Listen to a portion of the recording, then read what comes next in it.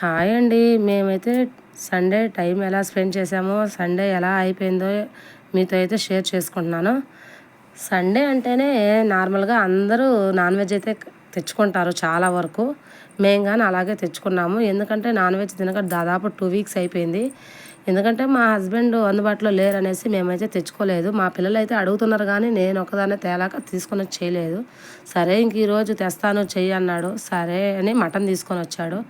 సరే మటన్ ఒక్కటే చేస్తే ఏం బావుంటది, దాంట్లో సింపుల్‌గా బగారా రైస్ చేస్తే బావుంటదననేసి బగారా రైస్ అయితే స్టార్ట్ చేశాను. కొంచెం ఆయిల్, కొంచెం నెయ్యి వేసుకొని దాంట్లో బిర్యానీ మసాలా ఆకు, మసాలా దినుసులు మొత్తం వేసేసుకొని పచ్చిమిర్చి, ఆనియన్స్, జీలకర్ర అంతా వేసుకొని లైట్ గోల్డెన్ బ్రౌన్ కలర్ వచ్చేలాగా వేయించుకున్నానండి. దీంట్లో అయితే నేనైతే ఎక్కువ మసాలా ఏమి యూజ్ చేయలేదు ఎక్కువ. ఓన్లీ అల్లం వెల్లుల్లి పేస్ట్ మాత్రమే యూజ్ చేశాను. ఆనియన్స్ కొంచెం త్వరగా వేగకి కొంచెం సాల్ట్ అయితే వేశాను.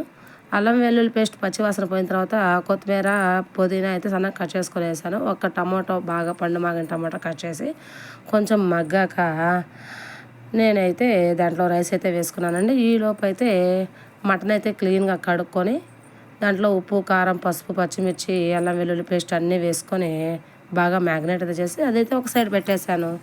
ఈలోపు బగారా రైస్లో అయితే రైస్ పోసేసుకొని వాటర్ అయితే వేసేసి రుచికి సరిపడా 1 టేబుల్ స్పూన్ రాక్ సాల్ట్ అయితే వేసుకొని కలుపుకున్నాను.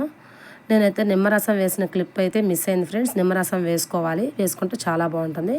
ఈలోపు దాన్ని అయితే పక్క స్టవ్ మీదకి అయితే షిఫ్ట్ చేసుకొని మటన్ కర్రీ అయితే కుక్కర్లో చేయడం అయితే స్టార్ట్ చేసేసాను.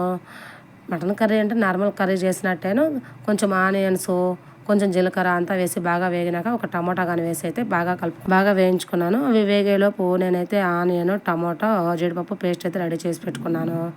తర్వాత వేగిన ఆనియన్స్లో మనం మ్యాగ్నేట్ చేసుకున్న మటన్ అయితే వేసి బాగా కలుపుకొని వాటికి సరిపడా కొంచెం వాటర్ అయితే వేసుకొని క్లోజ్ చేసేసి విజిల్ అయితే 7-8 విజిల్స్ అయితే రానిచ్చాను ఫ్రెండ్స్. మటన్ అయితే ఈవెన్గా ఉడికిపోయింది.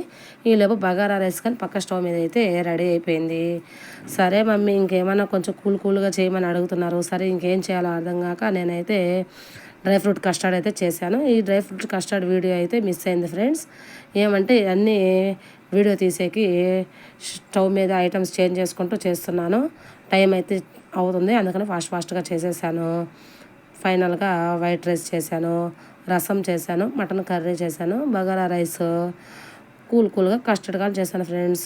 మీరు ఏ విధంగా సండే టైం స్పెండ్ చేశారో, ఏ విధంగా చేసుకొని తిన్నారో నాకైతే కామెంట్ రూపంలో తెలియజేయండి ఫ్రెండ్స్.